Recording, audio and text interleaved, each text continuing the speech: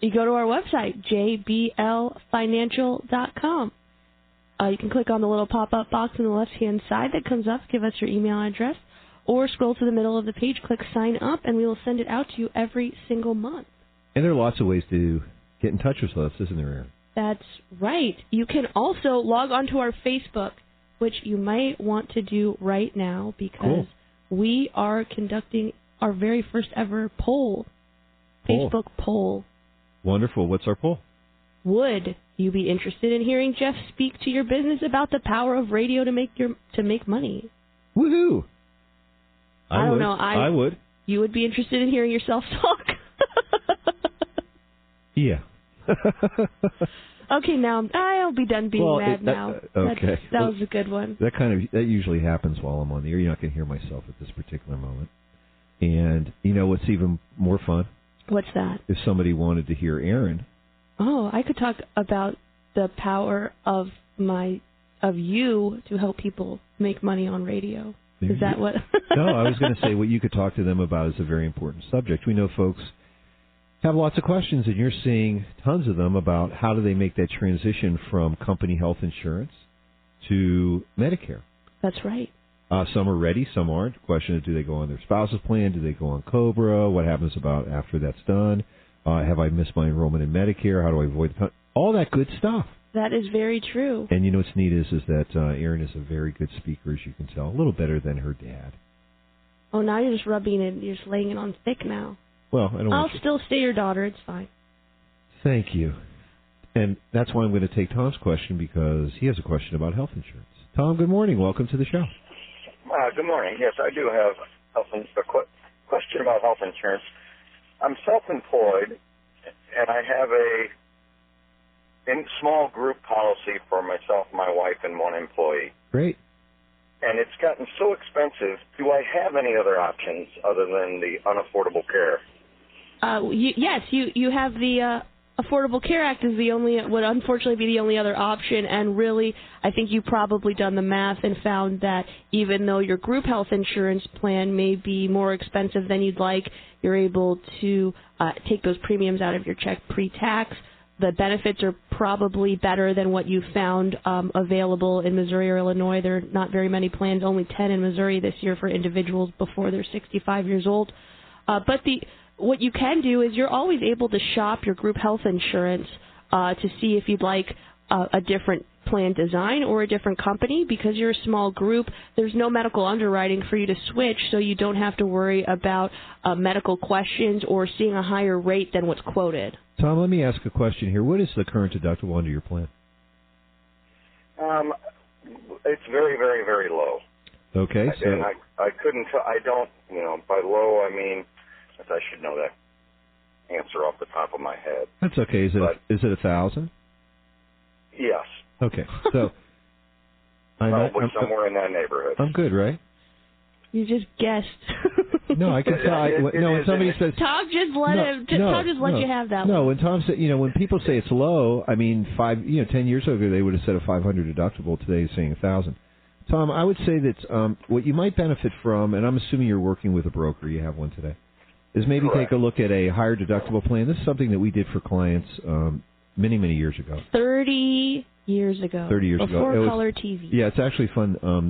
The Business Journal I did an article with them. Yes, the picture is very prominently displayed in our offices in Clayton. And my hair's still black. There's no gray. We put an art light above it, so yeah, which is kind of fun. But anyways, what I found is that, and we do this for all of we have about 50 companies that we work with here in the city also on their group health plans, is that we found that there's an algebra problem to be played here. If you were to look at something like a 5,000 deductible, most likely what you would end up finding is that the difference between the premium that they're charging you and that deductible, the difference of that $4,000 is probably either it's the same amount of money, or basically could even be less. So in many cases what we're doing is we're recommending our clients to consider self-funding the difference between their current plan, that $1,000, and the $5,000 deductible, and they're able to do that with what we call a medical reimbursement plan, where they can do that on a pre-tax basis. That's right. You set up a cafeteria plan, which most likely you already have, so you're able to take those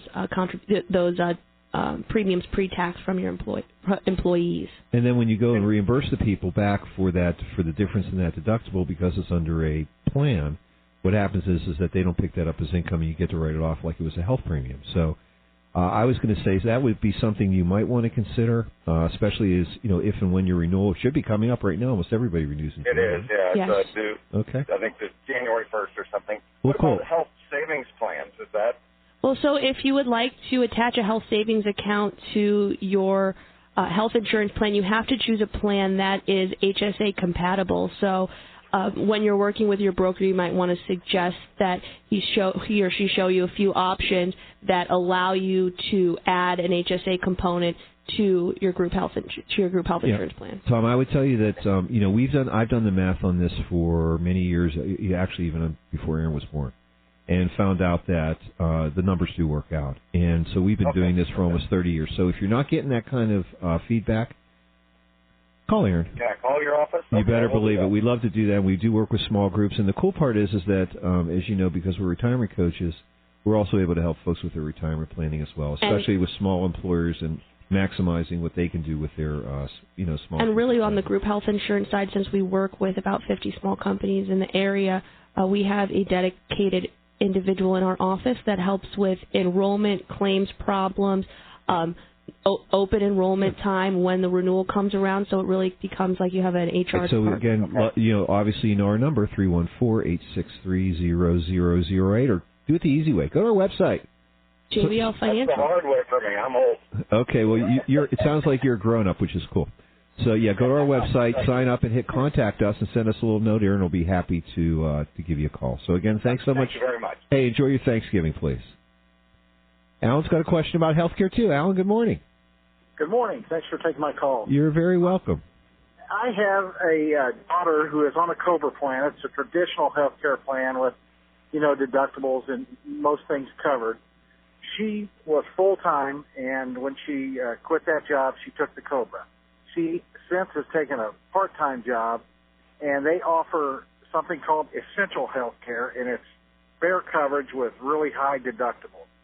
My question is, can the COBRA plan drop me if she has that plan? Because I know that's one of the contingencies on COBRA. If you get something else, they can drop you immediately.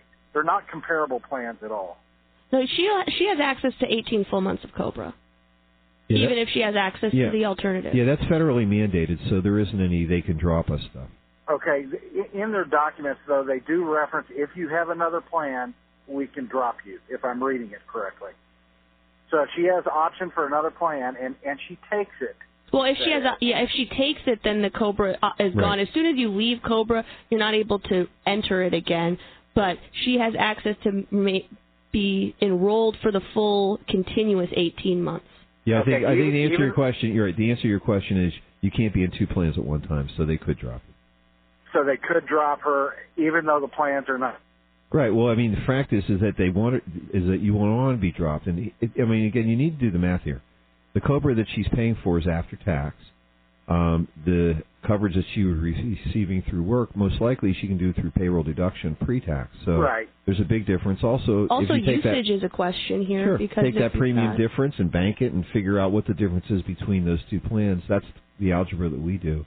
You might find out that it probably makes sense for her to go to a new plan, because guess what happens when she does? You don't have to pay for the COBRA anymore. And she also has new COBRA rights. That's right. Yeah, so she would have access again.